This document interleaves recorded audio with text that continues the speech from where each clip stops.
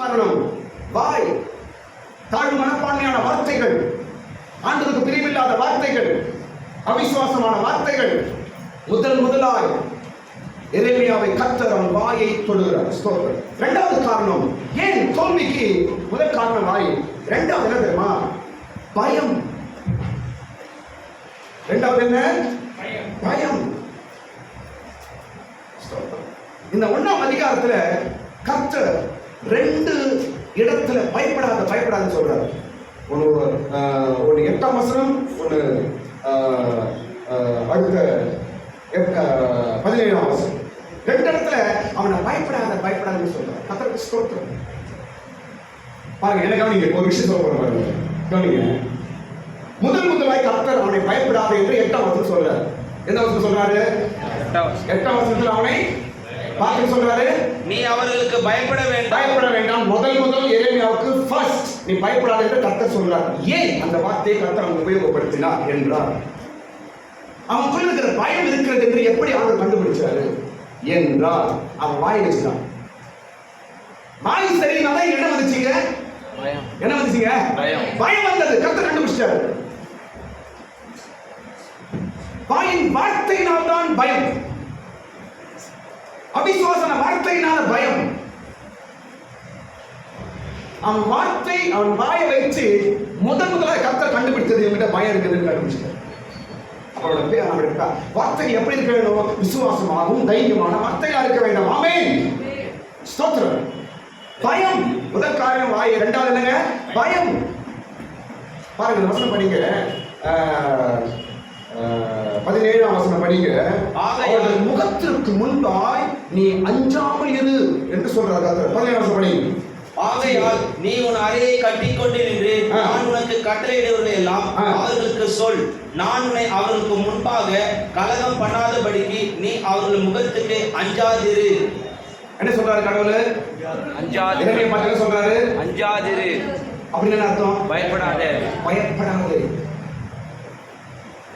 தோல்விக்கு இரண்டாவது காரணம் பயம். நான் உன்னை அவளுக்கு முன்பாய் கலங்க பண்ணாதபடிக்கு அவருடைய முகத்திற்கு முன்பாய் நீ அஞ்சாதிரு. நாம் பயந்துனா கர்த்தர் கலங்க பண்ணிடுவோம், நாம் கலங்கி விடுவோம். பயம்தான் நம்மை கலங்க பண்ணுகிறது.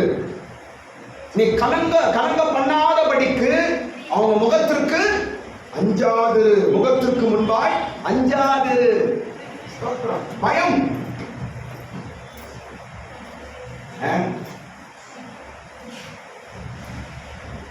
எல்லாருடைய முகத்தின் தெய்வம் பார்க்க முடியுமா உங்களால?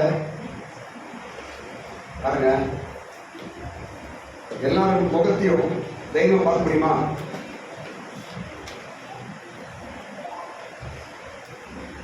ஐ டு ஐ கான்டாக்ட். வெற்றிக்கு ரகசியம். யாருக்கிட்ட எப்படி பேசணும்? ஃபேஸ் டு ஃபேஸ் பார்த்து பேசணும். அதுதான் வெற்றி. ஒரு காரியம் நீ இப்படி ஏதோ நீ பயப்படணும். மார்க்கெட்டில் சொல்லி கொடுப்பாங்க, ட்ரைனிங் கொடுப்பாங்க. ஒரு இன்டர்வியூக்கோ மார்க்கெட்டிங் போகும்போது எப்படி பண்ணணுமா? அதில் நிறைய rules. I to eye contact எடுத்து பேசணும், அவங்களோட பேசணும். மேனேஜர்கிட்ட ஒரு இன்டர்வியூ பண்ணுறதுக்கு டேரெக்டாக பேசணும். அப்போ நம்மளுடைய கான்ஃபிடென்ட் அவங்களுக்கு தெரியும். என்ன சொல்றா? அவன் முகத்திற்கு நீ அஞ்சாது. சில மூஞ்சில பார்த்தா நீ பயப்படுறீங்களா? ஐயோ அதுவா, ஐயோ சொல்ல தைரியமா மூஞ்சி காட்டு போய். சில முகங்களை பார்த்தா பயம், சில முகங்களை பார்த்து நமக்கு பயமா இருக்குது. சத்ருவா இருக்கட்டும், யாரா இருக்கட்டும், அது இருக்கக்கூடாது. ஸ்தோத்திரம். தைரியம், பயப்படாத. எந்த சூழ்நிலையும் யாரா இருந்தாலும் எப்படி இருந்தாலும் முகத்திற்கு முன்பாய் நின்று பேசுகிறவர்களாய் நாம் இருக்க வேண்டும். ஆமென். சரி, அடுத்த ஒரு காரியம், இந்த பயம் இல்லாமல் நான் தைரியமா இருக்கணும். அதுக்கு என்ன வழி? அது கூட சொல்லித்தர. பயம் இல்லாமல் தைரியமா இருக்கணும். இந்த பயம் போகணும், நான் தைரியமா இருக்கணும். அதுக்கு என்ன வழி? அதே 17ஆம் வசனத்தை சொல்லித்தராது பாருங்க. என்னவென்றால் உன் அறையை கட்டி கொண்டு நில். 17ஆம் வசனம் முதல் லைன். ஆகையால் நீ உன் அறையை கட்டிக்கொண்டு நின்று போதும். உன் அறையை கட்டிக்கொண்டு நில். அதான் தைரியம். பயப்படாம நான் தைரியமா இருக்கணும். எந்த சூழ்நிலை பயப்படாது பாஸ்டர். யாருக்கு பயப்படாது? எந்த சாத்தானுக்கு பயப்படாது. எந்த சூழ்நிலைக்கு நான் பயப்படாது. நான் என்ன செய்யணும் பாஸ்டர்? உன் அறையை கட்டிக்கொள். அப்பொழுது பயம் இருக்காது. அறை என்றால் என்ன? சத்தியம். எபேசியர் 6ஆம் அதிகாரத்தில் படிக்கிறோம். உன் அறை என்றால் என்னங்க? சத்தியம், வசனம்.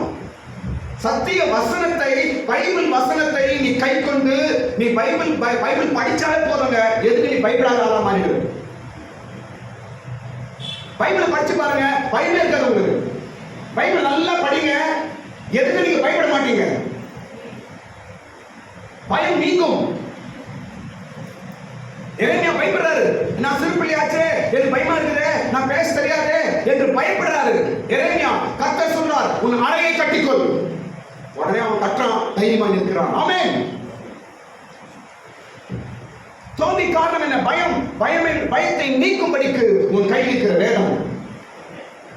வாழ்க்கையா இருக்கட்டும், எதிர்காலமா இருக்கட்டும், குடும்ப சூழ்நிலையா இருக்கட்டும், பிள்ளைகள் எதிர்காலமா இருக்கட்டும், வருமான குறைவா இருக்கட்டும், ஏதா இருக்கட்டுங்க. எவ்வளவு பேர் ஜெயிச்சு போயிருக்கிறாங்க. துணி இல்லாதவங்க கிடையாது. பைபிள் இன்னைக்கு நேற்று வந்தது கிடையாது. பல சாம்ராஜ்யங்கள், பல நூற்றாண்டுகள் முன்பாக பைபிளை வைத்து எத்தனையோ பேர் இந்த உலக வாழ்க்கையை வெற்றியாய் முடித்து போயிருக்கிறார்கள்.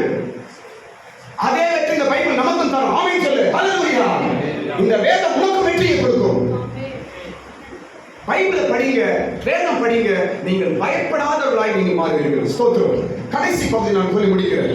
கடைசி 4வது கேள்வி, ஏன் உன்னை மேற்கொள்ள முடியாது? 4வது கேள்வி, ஏன் எரேமியாவை மேற்கொள்ள முடியாது? ஏன் உன்னை மேற்கொள்ள முடியாது? ஏன் என்னை மேற்கொள்ள முடியாது? இங்க கர்த்தர் சொல்லுகிறார், உனக்கு யுத்தம் உண்டு, ஆனாலும் உன்னை அவர்கள் மேற்கொள்ள மாட்டார்கள்.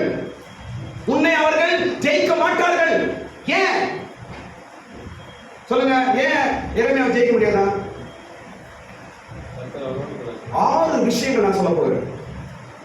ஏன் எரேமியாவை ஜெயிக்க முடியாது? இந்த இடத்துல எரேமியா நீதான். இந்த இடத்துல எரேமியா நீயும் நானும் தான். ஏன் நம்மை சத்துருக்கள் ஜெயிக்க முடியாது? முடியவே முடியாது.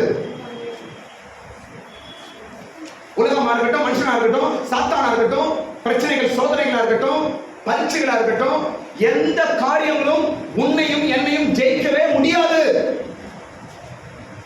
கடைசி வரைக்கும் இந்த விசுவாசத்தில் நாம் ஒன்று கொண்டுதான் இருப்போம். ஆமென். ஹல்லேலூயா. வெற்றியாய்தான் முன்னோக்கி தான் போய் கொண்டிருப்போம். நாம் 6 காரணங்கள் இந்த 1ஆம் அதிகாரத்தில் இருக்கிறது. ஏன் எரேமியாவை ஜெயிக்க முடியாது என்று கர்த்தர் சொன்னார். ஏன்? why? முதல் காரணம், ஸ்தோத்திரம். முதல் காரணம் என்ன தெரியுமா? முதல் காரணம், கர்த்தர் எரேமியாவை பார்த்து சொல்லுகிறார், நான் உன்னை தாயின் கர்ப்பத்தில் இருக்கும் போதே உன்னை நான் அறிந்திருக்கிறேன். 5ஆம் வசனம் சீக்கிரம் படிங்க. நான் உன்னை தாயின் வயிற்றில் உருவாக்கும் முன்னே உன்னை அறிந்தேன். உன்னை அறிந்திருக்கிறேன். அறிந்தேன் அப்படின்னு அர்த்தம். அறிந்துனா என்னது? அறிந்திருக்கிறேன் அப்படின்னு அர்த்தம். உனக்கு என்ன தெரியும்? உனக்கு என்ன தெரியும்? உனக்கு தெரியும். எப்போ? தாயின் கருவில் இருக்கும்போது உன்னை எனக்கு தெரியும். அதனால் எந்த வல்லமை உன்னை மேற்கொள்ள முடியாது. ஆமென். கர்த்தர் நம்மை அறிந்திருக்கிறாருங்க. அதனால் எதுவும் உன்னை ஜெயிக்க முடியாது. அறிந்திருக்கிறார் என்றால் அர்த்தம் என்ன? தாயின் கருவில் இருக்கும்போதே உன்னை தெரிந்திருக்கிறார். உன் மேல ஒரு திட்டம் வைத்திருக்கிறார். உன்னை அழைத்திருக்கிறார். என் புள்ள இவனை வச்சு நான் பண்ண போறேன், இது செய்ய போறேன் என்று தாயின் கருவில் இருக்கும்போது நம்மை கர்த்தர் அறிந்திருக்கிறார். நான் யார் என்று கர்த்தருக்கு தெரியும். நீ யார் என்று கர்த்தருக்கு தெரியும். நீங்க யார் என்று கர்த்தருக்கு தெரியும். நீங்க வந்து உட்கார்ந்து இருக்கிறீங்க, நீங்க யாருன்னு தெரியும். உங்க பேர் யாருன்னு தெரியும். உங்க குடும்பம் என்னன்னு தெரியும். ஆமென். கர்த்தர் ஒருவனை அறிந்திருக்கிறார் என்றால் அவனை ஒருவனும் ஜெயிக்க முடியாது.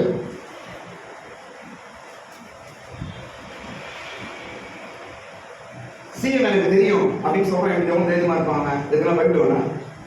யாராவது அவன் கை வச்சு முடியுமா? எனக்கு சிஎம் தெரியும், எனக்கு இன்ஸ்பெக்டர் தெரியும், எனக்கு எஸ்பி தெரியும், என் மேல கை வச்சிருக்க பாக்கலாம் அப்படின்னு பேசலாம். என்ன காரணம்? அவருக்கு தெரியும்.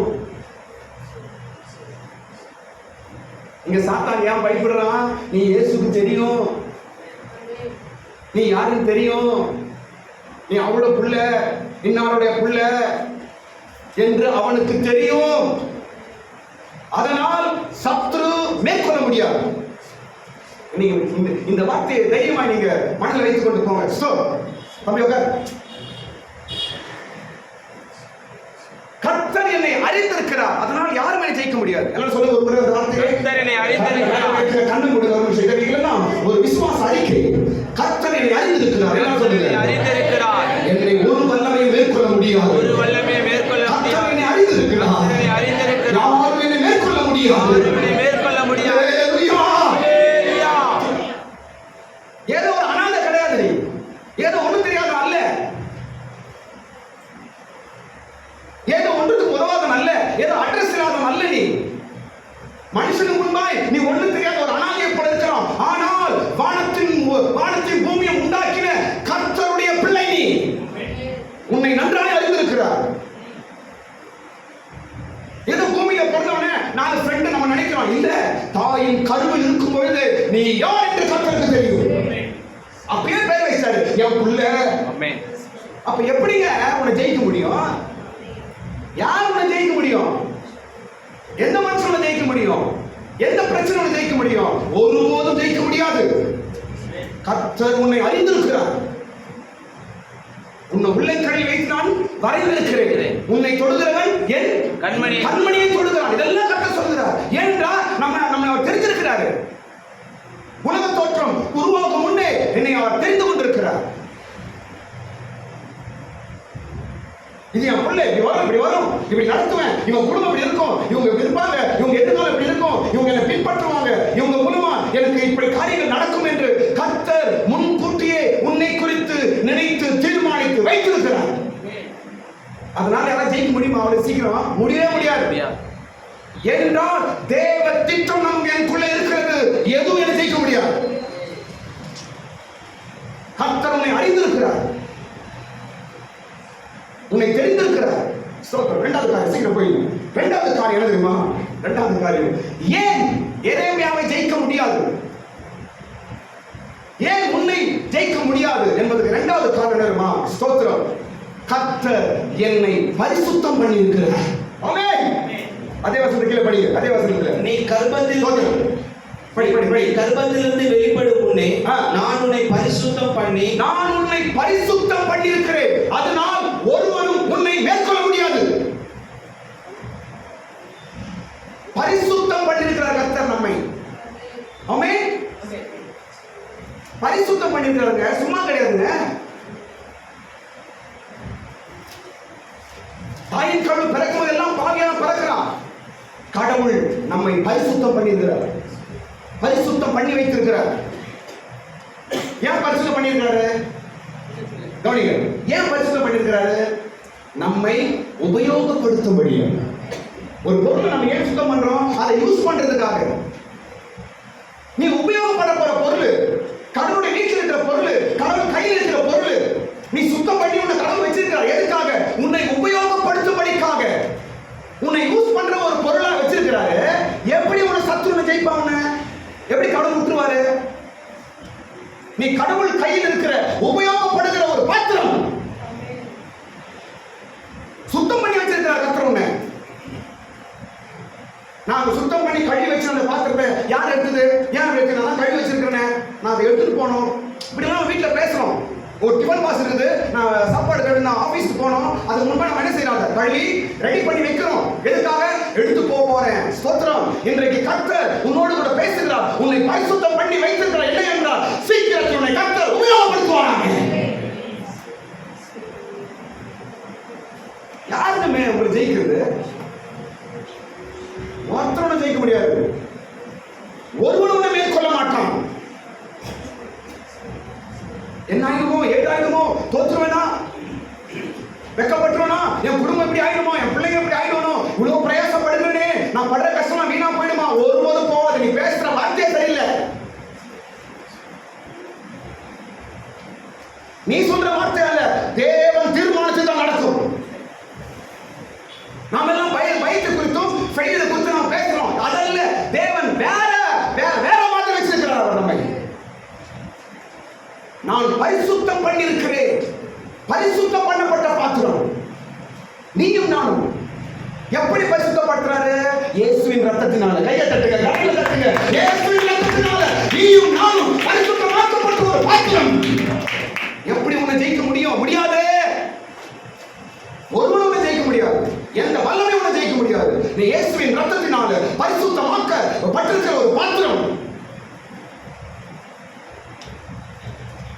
பரிசுத்தமாக்கப்பட்டிருக்கிறேன். சந்தேகப்படாதீங்க. இயேசுவை நான் நம்பியிருக்கிறேன், எனக்குள்ள இயேசு இருக்கிறார். நீங்க நம்புனீங்கன்னா அந்த ரத்தத்தினால் நீங்க பரிசுத்தமாக்கப்பட்டிருக்கிறீர்கள் என்ற அர்த்தம். நீங்கள் விசுவாசிகள் என்று சொல்லுவீர்கள் என்றால் நீங்கள் பரிசுத்தமாக்கப்பட்டிருக்கிறீர்கள் என்ற அர்த்தம். பைபிள் வேதம் என்னுடைய உயிர் மூச்சு என்று சொல்லுவீர்கள் என்றால் நீங்கள் பரிசுத்தமாக்கப்பட்டிருக்கிறீர்கள் என்ற அர்த்தம். இன்றைக்கு மரித்தாலும் நான் பரலோகத்துக்கு போவேன் என்று நீ நம்புவீர்கள் என்றால் நீங்கள் பரிசுத்தமாக்கப்பட்டிருக்கிறீர்கள் என்ற அர்த்தம். தேவ ஆலயத்துக்கு நாம் வந்திருக்கிறோம் என்றால் நாம் பரிசுத்தமாக்கப்பட்டுக் கொண்டிருக்கிறோம் என்ற அர்த்தம். ஆமென், ஆமென். எப்படி உங்களை ஜெயிக்க முடியும்? அன்னைக்கு ஒரே கேட்டா, இன்னைக்கு நம்ம இடத்துல சபையில உட்கார்ந்திருக்க நீங்க எல்லாரும் ஏறமையா உன்னை மேற்கொள்ள மாட்டார்கள். இந்த வார்த்தையோட இருந்து போங்க. எதுவும் ஜெயிக்க முடியாது. எந்த தந்திரமும் ஜெயிக்க முடியாது. எந்த சூழ்ச்சியும் அவனை ஜெயிக்க முடியாது. எந்த சொந்த பந்தம் அவனை ஜெயிக்க முடியாது. எந்த விதமான மோசமான காரியம் அவனை ஜெயிக்க முடியாது. ஏதோ தோற்ற போல தெரியும். ஐயோ தோற்றமா இல்ல. ஸ்தோத்திரம். அல்லேலூயா, அல்லேலூயா. மூன்றாவது காரியம், சீக்கிரம் போயிடலாம். மூன்றாவது காரியம், ஏன் ஜெயிக்க முடியாது? எரேமியா பார்த்து கர்த்தர் சொல்றாரு, உன்னை ஜெயிக்க முடியாதுப்பா அப்படின்னு 1ஆம் அதிகாரத்தில் கர்த்தர் சொல்லிட்டாரு. ஏன் என்றால், மூன்றாவது காரியம் ஏன் ஜெயிக்க முடியாது என்று கர்த்தர் சொன்னார் என்பதற்கு மூன்றாவது காரணம் சொன்ன பாருங்க. கர்த்தர் எரேமியாவை மூன்று காரியமா மாற்றி வச்சிருக்கிறார்.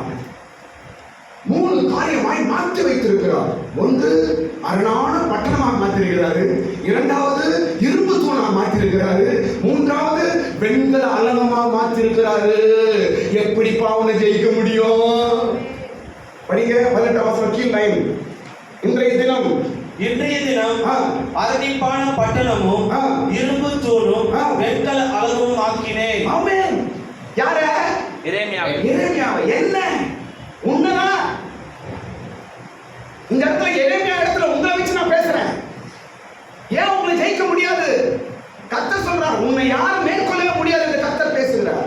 மூன்றாவது காரணம் ஏனென்றால் நீ அரணிப்பான பட்டணம். அரணிப்பான பட்டணம் அர்த்தம், பட்டணம்னா சிட்டி எல்லாம் தெரியும். அரணிப்பான பட்டணம் இங்கிலீஷ்ல பார்த்தா டிஃபென்ஸ் சிட்டி, பாதுகாக்கப்பட்ட பட்டணம். டிஃபென்ஸ்னா மிலிட்டரி நமக்கு தெரியும்.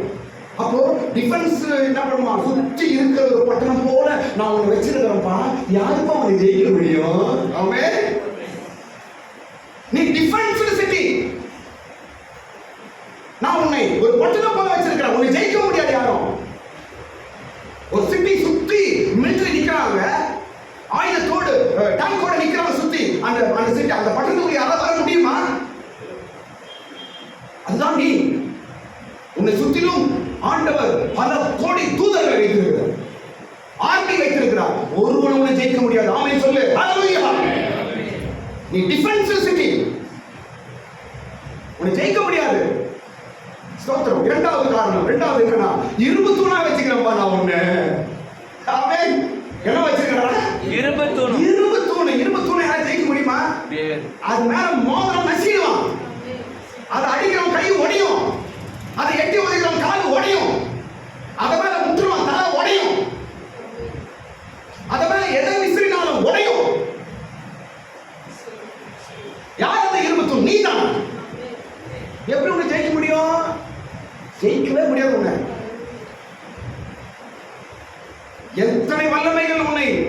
எத்தனை வழியில வந்தாலும், எத்தனை சூழ்ச்சியில வந்தாலும் உன்னை மேற்கொள்ளவே முடியாது என்று ஆண்டவராகிய இயேசு சொல்லுகிறார். ஆமென்.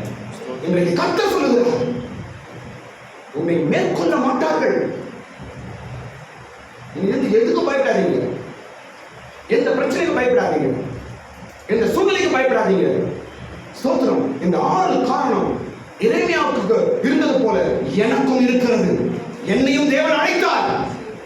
இந்த 6 காரணம் எனக்குள்ள இருப்பதனால எந்த வல்லமை என்னையும் மேற்கொள்ளவே முடியாது.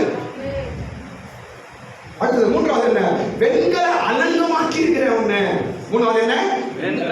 வெண்கல அலங்கம். பிரேசன் வால்.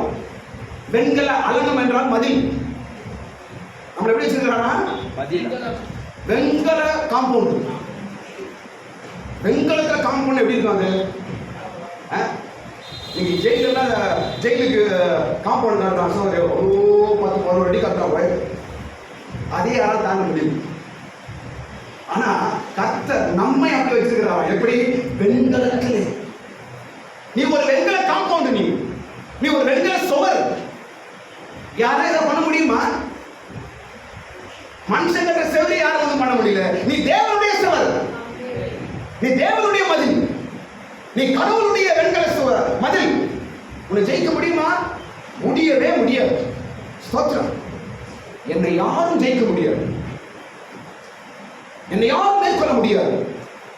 நான் வெண்கல மதில், நான் இரும்பு தூண். ஆமென். நான் அரணிப்பான பட்டணம், என்னை ஒருவரும் மேற்கொள்ள முடியாது. அல்லேலூயா. இப்படி கர்த்தர் உங்களை மாற்றி வச்சுக்கிறாருங்க. ஸ்தோத்திரம். மேற்கொள்ளவே முடியாது. அடுத்த காரியம் போயிடலாம். 4வது காரியம் சீக்கிரம்.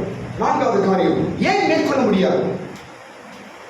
என்ன காரணம் என்றால், ஸ்தோத்திரம், என்னவென்றால் ஏன் எரேமியாவை ஜெயிக்க முடியாது என்று கர்த்தர் சொல்லுகிறார் என்பதற்கு 4வது காரணம், அவனுக்குள்ள தேவ வார்த்தையை வைத்திருக்கிறார் கர்த்தர். ஆமென். 9வது வசனம். அதே வசனம் படிங்க. கர்த்தர் தமது கரத்தை நீட்டி என் வாயை தொட்டு, இதோ என் வார்த்தைகளை உன் வாயிலே வைக்கிறேன். இதோ என் வார்த்தைகளை நான் உனக்குள்ளே வைக்கிறேன். ஏன் எரேமியாவை மேற்கொள்ள முடியாது என்று கர்த்தர் சொல்லுகிறார்? ஏன் உன்னை என்னை யாரும் ஜெயிக்க முடியாது என்று கர்த்தர் சொல்லுகிறார்? உனக்குள்ளும் எனக்குள்ளும் கர்த்தருடைய வார்த்தையை வைத்திருக்கிறார். நம்ம சாதாரண ஆள் கிடையாது. வெளியே பார்த்தா சாதாரண 10 ஒன்று போல நமக்கு தெரியும். அப்படி அல்ல. வானத்தையும் பூமியும் உண்டாக்கின ஜீவனுள்ள வார்த்தை நமக்குள் இருக்கிறது. உருவாக்குகிற வார்த்தை நமக்குள் இருக்கிறது. ஜீவ வார்த்தை நமக்குள் இருக்கிறது. சத்திய வேதம் நமக்குள் இருக்கிறது. பலன் உண்டாக்குற வசனங்கள் நமக்குள் இருக்கிறது. ஸ்தோத்திரம். அதனால நான் மறுபடியும் சொல்றேன், பைபிளை நீங்க அதிகமாக படிக்க வேண்டும். வேதத்தை அதிகமா நீங்க படிக்கணும். நீங்க எந்த அளவுக்கு பைபிள்ல நீங்க இணைந்து இருக்கிறீங்களோ, எந்த அளவுக்கு வேதத்தை நீங்க படிக்க இடம் கொடுக்கிறீங்களோ, அந்த அளவுக்கு எந்த வல்லமை உள்ள மேற்கொள்ள முடியாது. தயவுசெய்து நான் மறுபடியும் சொல்றேன், பைபிளை நெக்லெக்ட் பண்ணவே கூடாது. நீங்க பிள்ளைங்களுக்கு சொல்றேன், பெரியவங்களுக்கு சொல்றேன், ஒரு நாள் எப்படியாவது ஒரு 5 அதிகாரத்தை கஷ்டப்பட்டு படிச்சிருக்கீங்க. காலையில் ஒரு 3, நைட் படுக்கிறதுக்குள்ள ஒரு 2, இல்ல நடுவில் 1, காலையில் எழுந்து மத்தியானம் ராத்திரி படுக்கிறதுக்குள்ள ஒரு 5 அதிகாரத்தை முடிக்கிறது போல ஒரு ஷெட்யூல் போட்டு வச்சிருங்க. ஸ்தோத்திரம். இதெல்லாம் நமக்கு ஒரு பெரிய பலன். எதுவும் ஜெயிக்க முடியாது, எதுவும் உங்களை பயப்படுத்த முடியாது, எதுவும் உங்களை கீழே தள்ள முடியாது. அவனுக்குள்ள வார்த்தை இருந்தது. எரேமியாவுக்குள்ள என்ன இருந்தது? வார்த்தை இருந்தது. கர்த்தர் சொல்றார், அவனுக்குள்ள வார்த்தை இருக்கிறது. ஸ்தோத்திரம். அடுத்து பாருங்க, 5வது காரியம். அது என்ன வார்த்தை? 5வது காரியம் சொல்ற பாருங்க. 5வது காரியம், அந்த அந்த வார்த்தை நமக்குள்ள வார்த்தை இருக்குது. ஆனால் நம்ம யாரும் மேற்கொள்ள முடியாது. அந்த வார்த்தை எப்படிப்பட்ட வார்த்தை என்றால், ஒரு 6 விஷயம் கர்த்தர் எழுதுறாரு பாருங்க. அந்த வார்த்தை பிடுங்கும் வார்த்தை, இடிக்கும் வார்த்தை, அழிக்கும் வார்த்தை, அப்புறம் கவிழ்க்கும் வார்த்தை, கட்டும் வார்த்தை, நாட்டும் வார்த்தை. எங்க படிக்கிறோம்? 10வது படிக்கிறோம். பிடுங்கவும், இடிக்கவும், அழிக்கவும், கவிழ்க்கவும், கட்டவும், நாட்டவும், உன்னை நான் இன்றைய தினம் ஜாதிகளின் மேலும் ராஜ்யங்களின் மேலும் ஏற்படுத்தினேன் என்று கர்த்தர் என்னுடனே சொன்னார். நமக்குள்ள வார்த்தை இருக்கிறது, இறைவனுக்குள்ள வார்த்தை இருக்கிறது என்று நாம் பார்த்தோம். அதெல்லாம் யாரும் மேற்கொள்ள முடியாது. அந்த வார்த்தை எப்படிப்பட்ட வார்த்தை? 5வது விஷயம் நாம் பார்ப்போம். எப்படிப்பட்ட வார்த்தை அது? மொத்தம் எத்தனை காரியம் அது? 6 காரியமா? 6 காரியங்கள் உள்ள வார்த்தை. உங்களுக்குள்ள பைபிள் வசனம் இருக்குது. அந்த வசனம் எப்படிப்பட்ட வசனம்? நீங்க படிக்கிற வசனம் எப்படிப்பட்டது? நீங்க படிக்கிற பைபிள் எப்படிப்பட்டது? ஒவ்வொரு நாள் நீங்க படிக்கிற அதிகாரம் எப்படிப்பட்டது?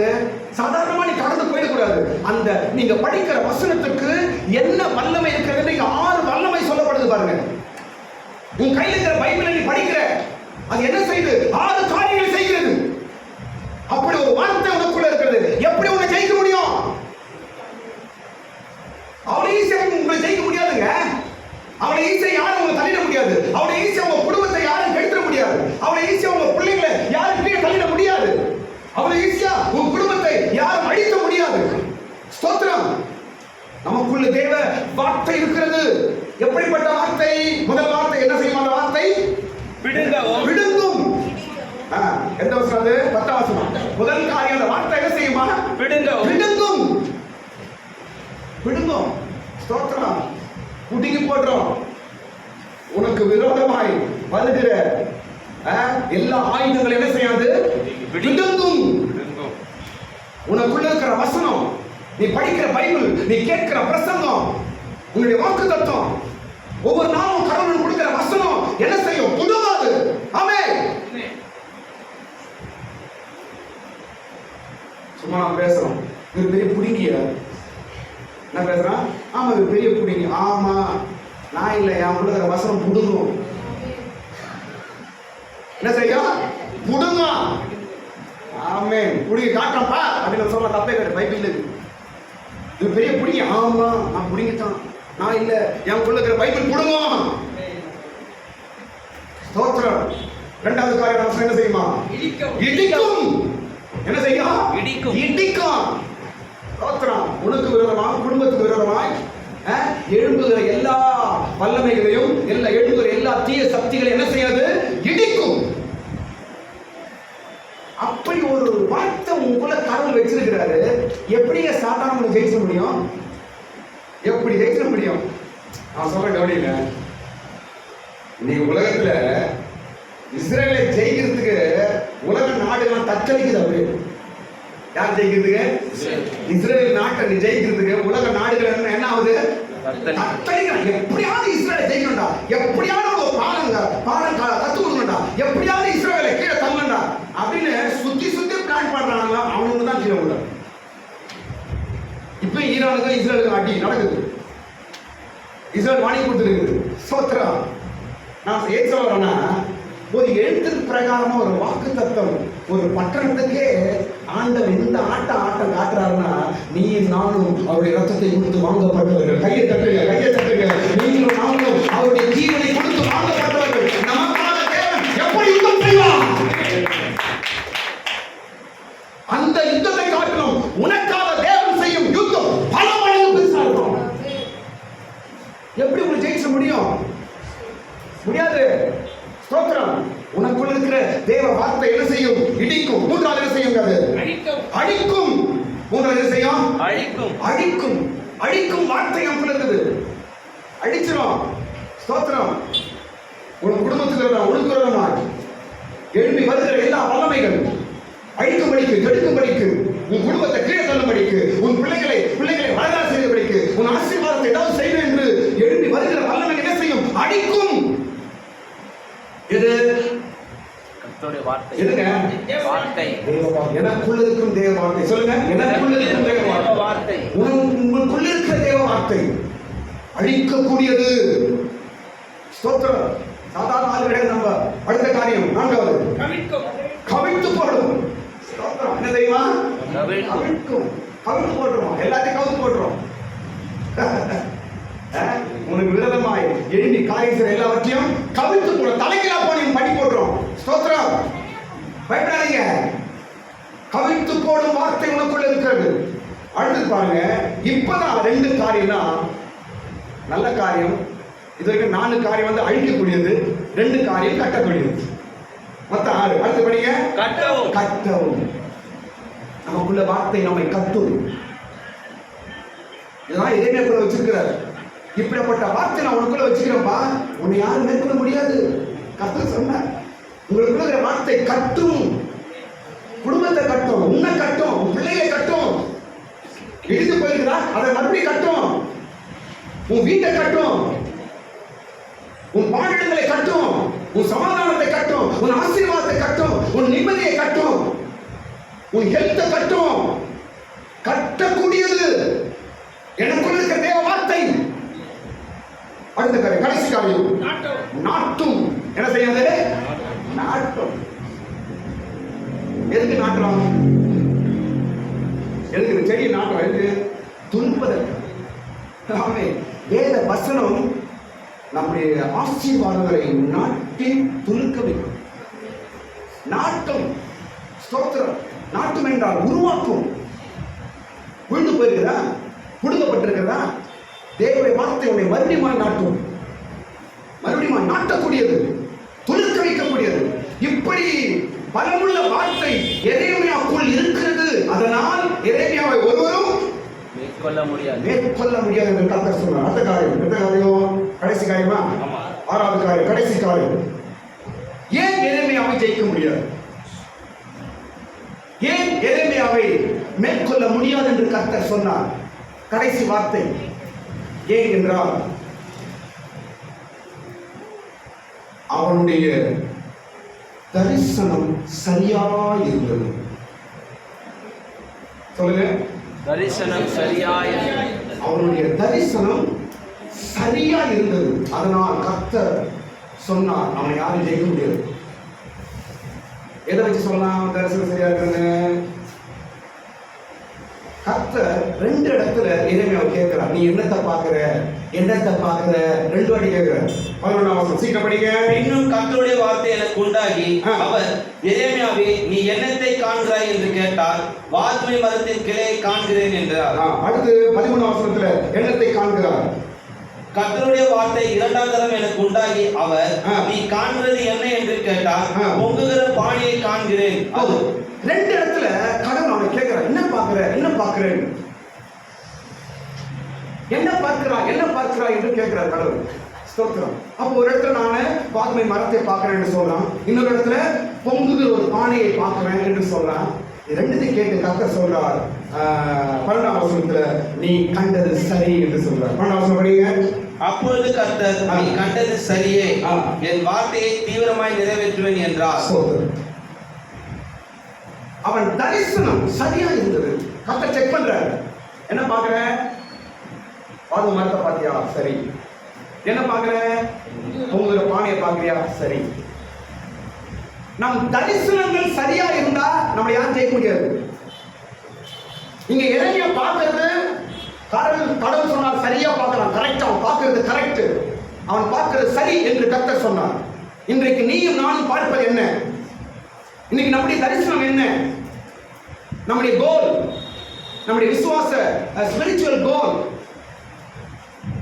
நம்முடைய எதிர்பார்ப்பு, நாம் முன்னோக்கி போகிற காரியங்கள் என்ன என்று நாம் சரியாய் நாம் இருப்போம் என்றால் நம்ம யாரும் ஜெயிக்க முடியாது. அவ்வளவுதான் விஷயம். பார்க்கிறதுலே குழப்பம், விசுவாச வாழ்க்கையிலே குழப்பம். என்னத்துக்கு சர்ச்சைக்கு போற தெரியாது, என்னத்துக்கு பைபிள் படிக்கிறது தெரியாது, ஏன் ஞானஸ்தானத்தை தெரியாது, ஏன் திருவிழா எடுக்கிற தெரியாது. இப்படி இருந்தா காத்து தட்டி போயிருக்கும். ஒரு காத்து போறது உனக்கு கீழே தள்ளும். நீ பார்ப்பது என்ன? உன் தரிசனங்களை சரியாக பார்க்க வேண்டும். நம்முடைய தரிசனங்கள் சரியா இருக்கணும். ஸ்தோத்திரம். என் குடும்பத்தை எப்படி கொண்டு போறேன், என் பிள்ளைகளை எப்படி கொண்டு போறேன், என் குடும்பம் எந்த கட்டத்தில் போய் கொண்டிருக்கிறது, என் பிள்ளைங்க எப்படி போய் கொண்டிருக்கிறான். ஒரு தரிசனம், ஒரு தூர பார்வை, எல்லாத்துக்கும் சரியா நீங்க இருந்தீங்கன்னா யாரும் ஜெயிக்க முடியாதுங்க. நீங்க பார்க்கறது ஒண்ணு, சொல்றது ஒண்ணு, நீங்களே உங்களுக்குள்ள ஒரு ஒரு குழப்பத்தில் இருப்பீர்கள் என்றால் ஈஸியா உங்களை தட்டிடுவான் சாத்தான். என்னத்தை பார்க்கிறாய், என்ன எதிர்பார்க்கிறாய், தூரம் எண்ணத்தை நோக்கி உன் குடும்பம் போகுது, எண்ணத்தை நோக்கி நீ போய் கொண்டிருக்கிறாய். கடவுள் உன்னை எதுக்கு அழைச்சாரு, எதை நோக்கி போய் கொண்டிருக்கிறாய்? பைபிள் படிக்கிற கர்த்தர் என்ன பேசுறாரு? ஜெபிக்கிற கர்த்தர் என்ன பேசுறாரு? சர்ச்சுக்கு வரைய கர்த்தர் என்ன பேசுறாரு? இந்த மாதம் எப்படி, இந்த வருஷம் எப்படி, இந்த நாட்கள் எப்படி இருக்கிறது? ஒரு தரிசனம், ஒரு தூர பார்வை, ஒரு ஆவிக்குரிய ஒரு கோல், எதை நோக்கி போய் கொண்டிருக்கிறோம் என்ற ஒரு தரிசனம் மிக மிக முக்கியம். புரியுது நான் அப்படி சொல்றது? ஸ்தோத்திரம். எல்லாருக்கும் ஒரு கிளாரிட்டி இருக்கணுங்க, அவ்வளவுதாங்க. ஸ்பிரிச்சுவல் லைஃபா இருக்கட்டும், குடும்ப லைஃபா இருக்கட்டும், தனிப்பட்ட லைஃபா இருக்கட்டும், எல்லாவற்றும் ஒரு கிளாரிட்டி, தெளிவு இருப்பீர்கள் என்றால் ஒருவனும் உள்ளே ஜெயிக்க முடியாது. ஸ்தோத்திரம். கடைசி ஒரு வாக்கு நான் சொல்லி முடிக்கிறேன். தரிசனத்திற்கும் தேவ வாக்கு தத்துவத்திற்கும் சம்பந்தம் உண்டு. அதுதான் 12 கர்த்தர் சொல்றார், நீ கண்டது சரியே, என் வார்த்தை நான் தீவிரமாய் நிறைவேற்றுவேன் என்று சொல்றார். நீ கண்டது சரி, என் வார்த்தையை நான் தீவிரமாய் நிறைவேற்றுவேன். தரிசனத்திற்கும் ஆண்டவருடைய வாக்கு தத்துவத்திற்கும் கனெக்ஷன் இருக்குது. அவன் பார்த்து சரி என்று சொன்ன பிற்பாடு தான் கர்த்தர் சொல்றார், என் வாக்கு தத்துவத்தை நிறைவேற்றும். நானு ஒருவேளை அவன் தப்பா சொல்லியிருந்தானா என்ன சொல்லியிருப்பாரு? நிறைவேற்ற முடியாது என்ன சொல்லியிருப்பாரு? அவன் பார்ப்பது சரி என்று சொன்னதுனாலதான் கர்த்தர் என்ன சொல்றாரு, என் வாக்கு தத்துவத்தை நான் நிறைவேற்றுவேன்.